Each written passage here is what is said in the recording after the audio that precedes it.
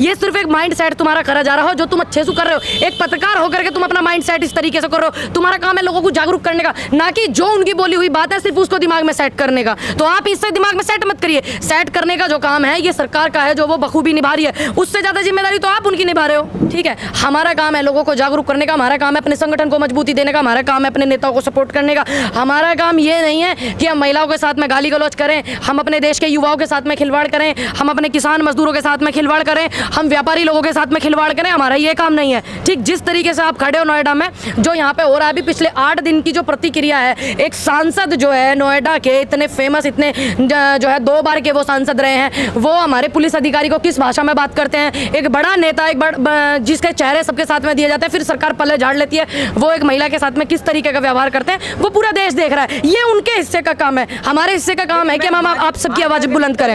ये वाली बात बताइए कि हमारे देश की राजनीति से और हमारे देश के बहुत मुद्दे हैं, आप ऐसे देश के मुद्दों को उठाते ही क्यों हो? जिस देश से हमारा कोई ताल्लुकात नहीं है, जिस देश का कोई वजूद नहीं है, आप क्यों इन मुद्दों को उठाते हो? इसका मतलब आप जो सपोर्ट करते हो तभी तो आप मुद्दे उठा। अपने देश में मुद्दे कम है क्या? युवा बेरोजगार इतना पड़ा, उसके मुद्दे उठाओ ना।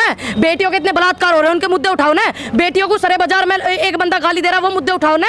एक सांसद होकर के गौतम बुद्ध नगर का एसीपी को उल्टा सीधा गाली गलौज कर रहा, वो मुद्दे उठाओ। आप ऐसे देश की बात करते क्यों? जिस देश से हमारा कोई ताल्लुक नहीं, लेना देना नहीं, अपने देश का पासन भी नहीं है वो देश, तो आप क्यों बात करते हो? अपने देश के मुद्दे उठाइए, आप अपने देश के मुद्दे उठाइए। मेरी बात समझ लीजिए, आप अपने देश के मुद्दे उठाइए। खाते इस देश में हो आप, कमाते इस देश में हो आप, तो आप अपने देश के मुद्दे उठाइए।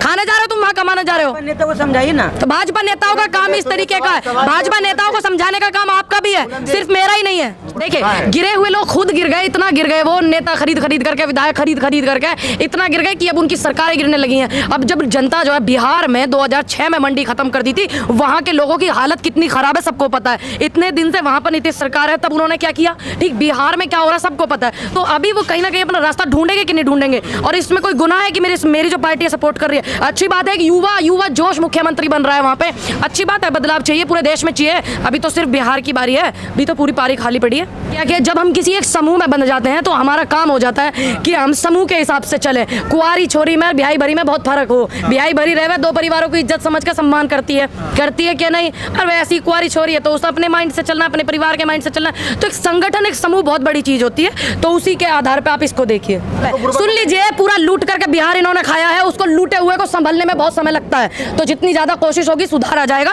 उसमें परिवर्तन करा जाएगा। जो जेल में भी रह चुका है उसके साथ अब गठबंधन कर रहे हैं। इन्होंने क्यों सरकार चलवाई? इन्होंने क्यों सरकार चलवाई? इन्होंने क्यों चलवाई? इन्होंने क्यों वाहवाही लूटी? क्यों नहीं इन्होंने जेल में डाला किसी को? क्यों नहीं इन्होंने मुकदमे करे? क्यों नहीं इन्होंने ईडी भेजी थी वहां पे? सिर्फ चुप रहने के लिए? ये आप मुद्दे से भटका रहे हैं। एक देश का नया युवा मुख्यमंत्री बन रहा है, आपको तकलीफ क्या है? आप तकलीफ बताइए, अपनी समस्या बताइए। आपको ज्यादा तकलीफ लग रही है? मुझे नहीं, आपको ज्यादा तकलीफ लग रही है। जिन्होंने हमारे देश को इतना लूट करके खा लिया, सारी संस्थाएं बेच दी, आप उनके लिए कुछ नहीं बोलते हैं। ठीक है, जो गलत है, एक कानूनी प्रतिक्रिया हमारे यहाँ बनाई गई है, कोर्ट है, एक हमारे यहाँ संविधान है, आप उस संविधान का इस्तेमाल करिए। जो गलत है आप उसको गलत कीजिए, आप मुकदमे करिए, एफआईआर कीजिए, आप कोर्ट में मुकदमे चलाइए। ये एक हमारा युवा 19 साल से 25 साल में रिटायर होने को ये बैठा रहे हैं फौज में, लेकिन ये कुर्सी छोड़ने के लिए तैयार नहीं है। ठीक, तो अच्छी बात है, युवाओं को मौका दीजिए। युवा पढ़ा लिखा है हमारे देश का, किसान का बालक पढ़ा लिखा है, तो उनको भी आगे आने दीजिए। अब कैसे कब्र में पैर जाएंगे जब भी छोड़ो कुर्सी ना? कभी तो आप कहते हैं कि ये देश 4 पिलरों का है, कभी आप इस तरीके की बात करते हैं, तो मुझे ऐसा लग रहा बीजेपी वाले से ज्यादा तुम खतरनाक हो। तुम ज्यादा खतरनाक हो। सुन लीजिए, तुम ज्यादा खतरनाक हो। देश में तोड़ने वाले लोग बहुत ज्यादा हैं, तो आप जोड़ने की बात करिए। आप लोकतंत्र देश में, आपको इतनी बात समझ नहीं आती? 1947 में देश आजाद हुआ, आपको पता नहीं है क्या इस बात का? तो आप उस बात को फॉलो करो, आप उस बात को आगे बढ़ाओ। अभियान चला रहे हैं, प्रधानमंत्री जोड़ तो रहे। 30-35 रुपए रेलवे वालों के कट रहे हैं, अपने घर की तनख्वाह सुनी दे रहा कोई सा नेता इनमें। न देश का प्रधानमंत्री दे रहा, न सूबे का मुख्यमंत्री अपनी तनख्वाह दे रहा, न गृह मंत्री दे रहा। 30 रुपए रेलवे कट रहे। अच्छी बात है, फिर तो अपना आप ही खरीद लो। 30 रुपए का क्या जा रहा? अच्छी बात। किसने बोला दिक्कत है? आपने बोला होगा दिक्कत है, आपको दिक्कत होगी। ये आप अभी कोई नई चीज नहीं हो रही है। देश में तिरंगा लहराने का जिस दिन से हमारा देश आजाद हुआ उस दिन से ही चलन आ रहा है, चलता हुआ। एक भारतीय की सांसों से तिरंगा लहराता है, किसी की मोहताज नहीं है लहराने का तिरंगा। ये आप गलतफहमी दिमाग से निकाल देना कि उस तिरंगे को आप लहरवा रहे हो या आप लहरवा रहे हो या आप लहरवा रहे हो। भारतीय की सांसों से तिरंगा लहरता है। देखिए, मुद्दों की बात मैं तो उठाऊंगी, अगर आपको तकलीफ है तो करिए। सुनिए, इन लोगों ने ही तोड़ का और जोड़ का चलन चलाया था।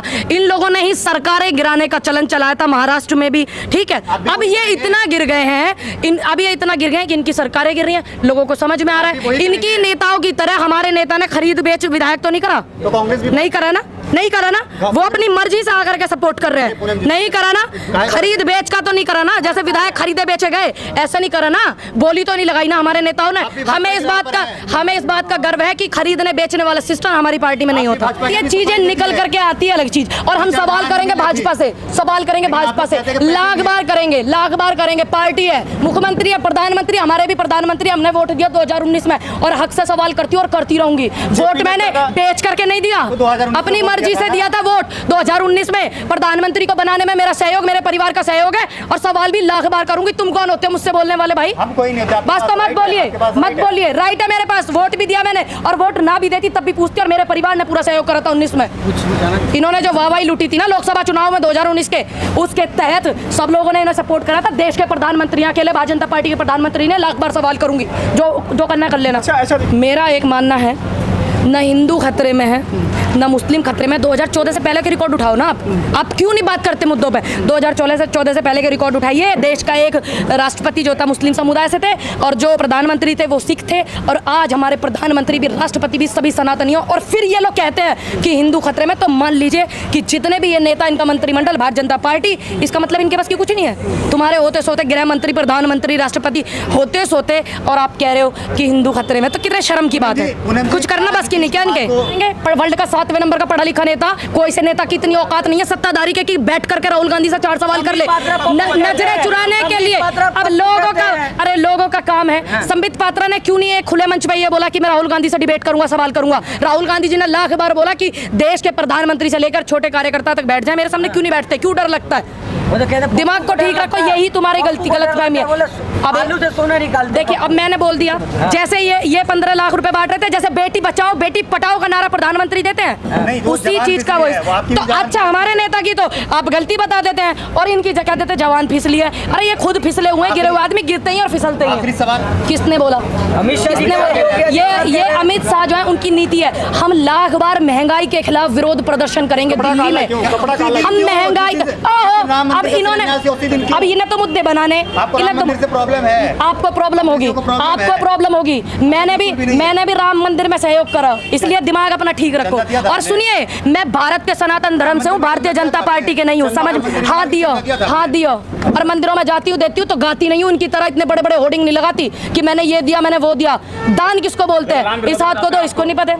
जो हमारे भगवान राम है, उनका फोटो देखो कितना खूबसूरत है, इंसान अगर देखे तो मोहित हो जाए। और जो भारतीय जनता पार्टी वालों ने राम बना रखे हैं, उनका फोटो भी आप देख लेना। हनुमान जी है, उनका भी देख लेना, और हमारे हनुमान जी जो है वो भी देख लेना। उनके फोटो से ही आप मोहित हो जाएंगे। इस तरीके के हमारे भगवान राम है। तो ये राम के, भारत पहला देश है जो ये लोग गाय माता के नाम पे, राम के नाम पे वोट लेते हैं, ये विकास के नाम पर नहीं लेते। इनकी हैसियत नहीं है कि विकास के नाम पे वोट ले। और राहुल गांधी और प्रियंका गांधी प्रधानमंत्री नहीं है जो उनसे पूछा जाएगा, इनसे पूछा जाएगा। सरकार इनकी है, मीडिया नतमस्तक इनके सामने है। लाख दफा सवाल करेंगे। बीजेपी के चाणक्य अमित शाह का दिमाग क्यों नहीं चला बिहार में? देखिए, जब लोग ज्यादा गिर जाते हैं, गिरने का और उठने का चलन किसने चलाया? इन लोगों ने। इन लोगों ने चलाया, लोगों ने इनको गिरा दिया। मैं क्या करूं? सरकार गिरा दी इनकी, हमें कोई गुनाह मेरा? अच्छी बात है, लोगों को समझ आ रहा है। लेकिन मुझे खुशी इस बात की है, आपके विधायकों ने, देखिए मुझे इस बात की खुशी है कि मेरे नेताओं ने, मेरे विधायक ने बेचना खरीदना नहीं चलाया, जैसे इन्होंने चलाया। लाखों वीडियो वायरल हुई, आपने देखी हुई है।